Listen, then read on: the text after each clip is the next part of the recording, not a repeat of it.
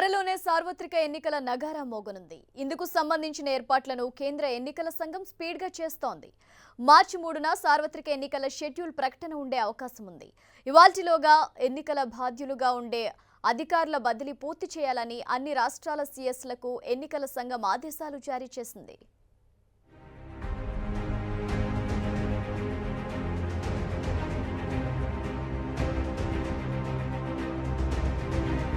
సార్వత్రిక ఎన్నికలకు కేంద్ర ఎన్నికల సంఘం రెడీ అవుతోంది. ఎన్నికల ప్రక్రియకి సంబంధించిన షెడ్యూల్ ఇప్పటికే సిద్ధం చేసుకున్న ఈసీ దాన్ని విడుదల చేసేందుకు కసరత్తు చేస్తోంది. మార్చి 3న ఎన్నికల షెడ్యూల్ ప్రకటన ఉండే అవకాశం ఉంది. వచ్చే జూన్ 3 కల్లా 16వ లోక్సభ పదవీకాలం ముగుస్తుంది. వెంటనే కొత్త ప్రభుత్వం ఏర్పాటు కావాల్సి ఉంటుంది. అందుకు ఎన్నికలు జరిపేందుకు షెడ్యూల్ను విడుదల చేసేందుకు కేంద్ర ఎన్నికల సంఘం సమాయత్తమవుతోంది. లోక్సభతో పాటు ఆంధ్రప్రదేశ్, అరుణాచల్ ప్రదేశ్, ఒడిశా, సిక్కిం రాష్ట్రాలతో పాటు రాష్ట్రపతి పాలనలో ఉన్న జమ్మూ కాశ్మీర్కి కూడా ఎన్నికలు నిర్వహించాల్సి ఉంది.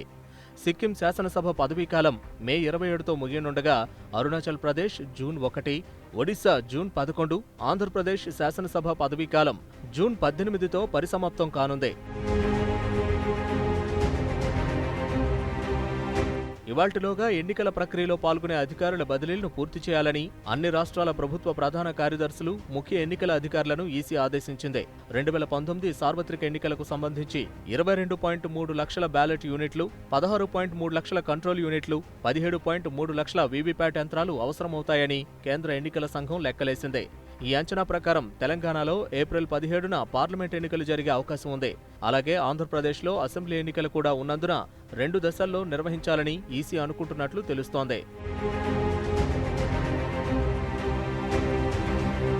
గతంలో విడుదల చేసిన షెడ్యూల్ ప్రకారం మార్చి 4, 5 తేదీల్లో జమ్మూ కాశ్మీర్లో ఎన్నికల ఏర్పాట్ల పరిశీలనపై కేంద్ర ఎన్నికల సంఘం పర్యటించాల్సి ఉంది. ప్రస్తుత పరిస్థితుల్లో సీఈసీ జమ్మూ కాశ్మీర్ పర్యటనపై సందిగ్ధత కొనసాగుతోంది. ఒకవేళ కేంద్ర ఎన్నికల సంఘం జమ్మూ కాశ్మీర్ పర్యటన రద్దు చేసుకుంటే ఆ రాష్ట్రానికి ఎన్నికల ప్రకటన ఉండకపోవచ్చని ఎన్నికల సంఘం వర్గాలు అభిప్రాయపడుతున్నాయి.